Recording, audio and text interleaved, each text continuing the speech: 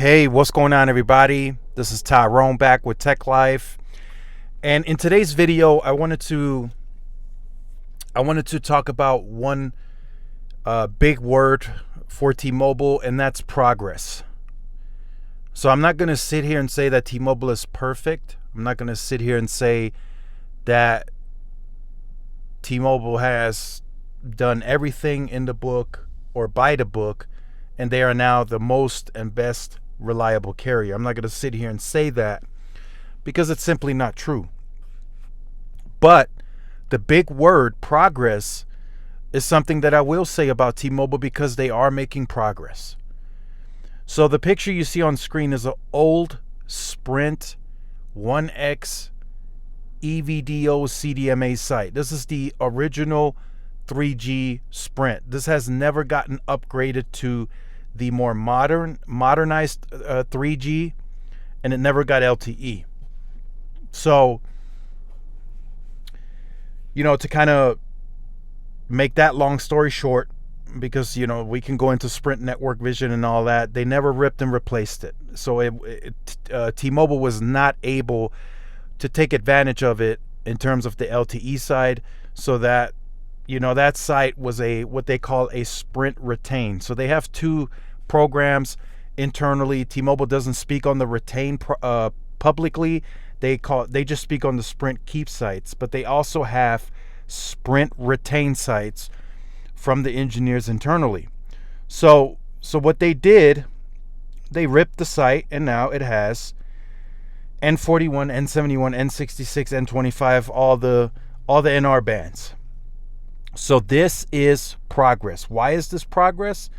Well, T-Mobile's never had signal there before. The closest site to that area was about 17 miles away. This is very rural. So now T-Mobile is going to have full 5G ultra capacity in this specific area.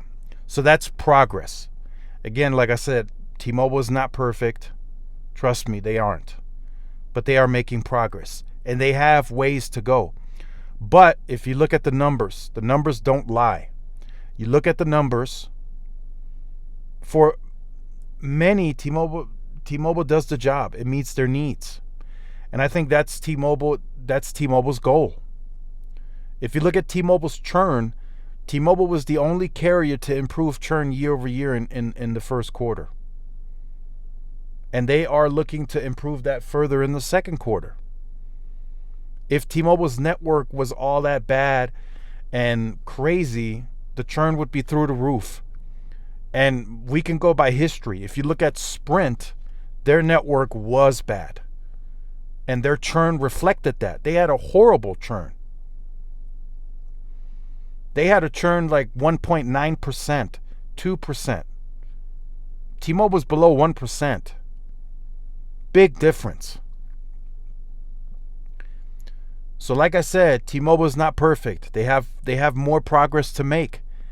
They are still, there was a new FCC updated map released, and T-Mobile is still the smaller network. They are. We can look at crowdsourced, we can look at the FCC data. They are still the smaller carrier. But again, progress is, if I was in a meeting board, in a T-Mobile meeting, I would write progress on the board, because that's very important for them. They have to make progress each and every year. They can't remain stagnant. Mike Sievert hinted at coverage expansion in pockets, and that's, to me, that's progress. It's smart progress.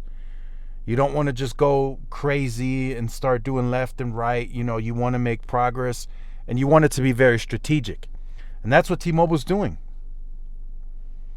They grow the network a little bit each year, and then boom, they make progress on market share. They make progress on business and enterprise. And they told us the goals by 2025 is to get 20% share in small market rural areas. They're crushing that. They're at 16.5 now, and they're continuing to grow that from what I'm told. And I truly believe they go past 20% very quickly.